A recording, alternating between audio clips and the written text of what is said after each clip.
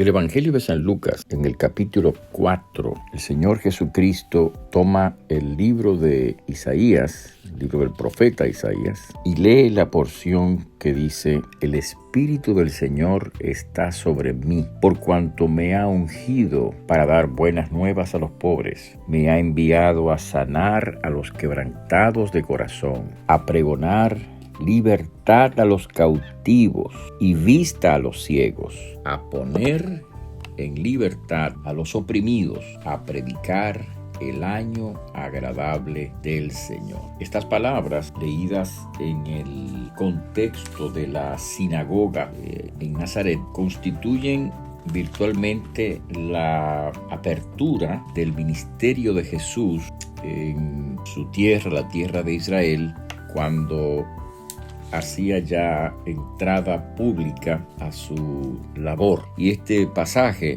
define lo que él vino a hacer. Por supuesto, no hay casualidades en esta lectura. A Jesús se le entrega el libro del profeta Isaías y entonces el Señor leyó esta porción que se encuentra en el libro de Isaías. Y cuando lo leyó, dice la Biblia en este lugar, que enrolló el libro, lo dio al ministro y se sentó, y los ojos de todos en la sinagoga estaban fijos en él, y comenzó a decirles: hoy se ha cumplido esta escritura delante de vosotros. Para ser breves y para sintetizar este pensamiento, lo que Jesús dijo representa la gran verdad de su ministerio, el propósito de su venida, la misión que Jesús vino a cumplir en este mundo, definida en los términos del profeta Isaías. Como aquí dice, Jesús fue ungido para dar buenas nuevas a los pobres. De hecho, el término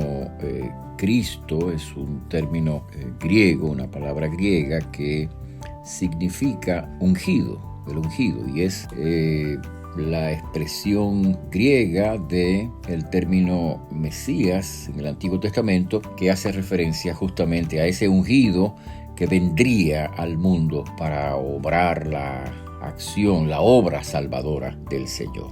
Así que Jesús define su misión en términos de lo que el profeta Isaías dice en este pasaje. Y lo que Jesús dice es que Él ha venido para dar buenas nuevas a los pobres. Y las buenas nuevas son justamente el Evangelio de la gracia. Evangelio es eso, Evangelio es buenas noticias. Jesús dice que Él ha venido para dar buenas nuevas a los pobres. Hay en la Biblia diferentes acepciones del término, pero una de ellas que se encuentra en el capítulo 5 del Evangelio de San Mateo habla de los pobres en espíritu. Bienaventurados los pobres en espíritu, porque de ellos es el reino de los cielos. Son las palabras del Señor Jesucristo en las bienaventuranzas. De hecho, es la primera bienaventuranza. Bienaventurados los pobres en espíritu, porque de ellos es el reino de los cielos. Jesús está hablando de una pobreza que trasciende la pobreza económica, una pobreza que va más allá de lo que tiene que ver con el dinero, la plata, el oro. Jesús está hablando de una pobreza del corazón que significa más bien un estado en el que nosotros no tenemos nada que ofrecerle a Dios. La pobreza de la que Jesús está hablando es la pobreza del alma, en donde nosotros no tenemos nada que ofrecerle a Dios, que reconocemos nuestra propia miseria espiritual. Jesús dice, son bienaventurados aquellos que reconocen su propia miseria espiritual, porque ellos se vuelven a Dios y al volverse a Dios participan del reino de los cielos. En este pasaje de Isaías que Jesús lee en la sinagoga, justamente dice que el Señor ha venido para dar buenas nuevas a los pobres. El Evangelio es buenas noticias del perdón de Dios, buenas noticias del amor de Dios, buenas noticias de la misericordia de Dios, buenas noticias de la gracia de Dios, buenas noticias para todos aquellos que, viéndose y reconociéndose pobres delante de Dios, se vuelven a Él en clamor humilde de fe, abren sus corazones al Señor y esperan en su gracia. A ellos pertenece el reino de Dios, el reino de los cielos. Y Jesús ha venido precisamente para darnos buenas nuevas, buenas noticias.